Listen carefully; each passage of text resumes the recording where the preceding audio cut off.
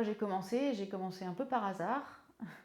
C'est une personne qui a appelé le planning familial il y a plusieurs années pour savoir si elle pouvait avoir un suivi gynéco là-bas en tant que personne, que mec trans.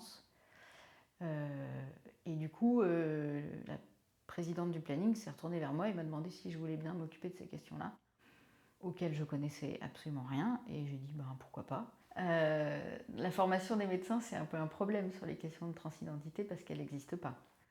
Il y a quelques médecins en France qui s'engagent pour accompagner les personnes. Aujourd'hui, on a besoin que l'ensemble des médecins soient formés et puissent accueillir les personnes voilà, afin que ce soit plus juste j'habite à côté d'une grande ville, j'ai un médecin sympa, mais vraiment une offre de soins qui soit équivalente sur l'ensemble du territoire. Pourquoi on n'a pas le droit à tous la même chose? Ce serait moins compliqué, ce serait plus facile, quoi. C'est vrai que c'est assez bête de faire aussi long, quoi.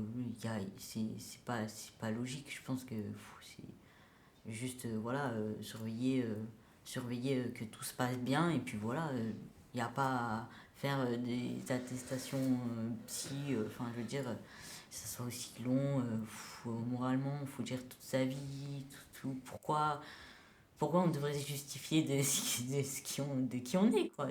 On sait qui on est. Le point essentiel à comprendre, c'est que d'un point de vue légal, c'est le consentement éclairé qui va prévaloir. La personne, elle doit correctement être informée sur la démarche qu'elle veut entreprendre, sur les effets de cette démarche, les éventuelles complications, les bénéfices qu'elle peut en retirer, de façon à pouvoir prendre sa décision et pouvoir disposer de son corps de façon éthiquement régulière, quoi. Alors, dans le parcours de transition, on peut parler des équipes médicales hospitalières, qui sont celles qui sont identifiées comme le parcours officiel, entre guillemets, en tout cas reconnu par la sécurité sociale.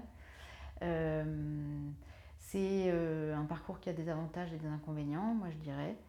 Les avantages, c'est qu'il est reconnu par la sécurité sociale. Donc une fois qu'on est dans le parcours, tout est facilité. Les hormones, les chirurgies, le changement d'état civil, voilà. En revanche, ce qui est compliqué, c'est qu'il y a un délai d'attente déjà pour entrer dans les équipes qui est souvent très long, parce qu'il y a beaucoup de demandes et parce que les rendez-vous sont éloignés. Et ensuite, il faut préciser que c'est des équipes qui sont tournées, centrées sur le côté psychiatrique.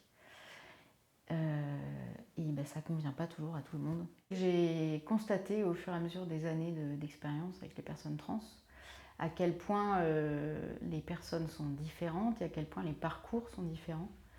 Et que du coup, l'idée d'un parcours standardisé, protocolisé, avec des étapes obligatoires, m'a semblé de plus en plus artificielle et injuste. Dans tous les cas, cette prise en charge, elle se fait dans le cadre de ce qu'on appelle une ALD, donc une affection longue durée, et cette ALD, elle est classée hors liste. Le fait qu'elle soit classée hors liste, c'est clairement pas anodin. Avant, elle était classée en psychiatrie, et donc ça s'inscrivait dans la logique de pathologisation qu'on avait précédemment. Mais depuis 2009, je crois, 2010, elle a été dépsychiatrisée et donc elle est hors liste. Ce qui signifie que pour obtenir cette affection longue durée, donc pour transidentité, on n'a pas besoin d'avoir d'attestation psychiatrique. Et dans cette ALD sont inscrites toutes les démarches qui sont possibles de faire. Les personnes n'ont pas obligation du tout à faire toutes les démarches qui sont inscrites dans la ALD. Vraiment, là maintenant, on a énormément de jeunes trans qui arrivent accompagnés ou pas de leur famille. Dans tous les cas, pour pouvoir entamer un parcours de transition, il y aura besoin de l'accord des parents, mais si elles sont mineures. Et en tout cas, on voit que ça permet en fait d'éviter souvent des années d'errance médicale, éventuellement de mal-être et de violence par rapport au fait qu'elles ne peuvent pas vivre leur genre choisi dans le moment où elles ont envie que les choses elles avancent. Alors bien sûr, il y a des choses qui ne sont pas possibles. On ne va pas commencer une hormonothérapie à 10 ans, on va plutôt indiquer des bloqueurs de puberté dès que la puberté va commencer à s'amorcer. Mais il y a tout un tas de solutions et de dispositifs qui existent pour les mineurs et qui sont légalement possibles. Le problème, c'est qu'en France, ils sont très peu connus, il y a très peu de médecins qui acceptent de les mettre en pratique. C'est avant tout, c'est vrai, l'histoire de Kenzo.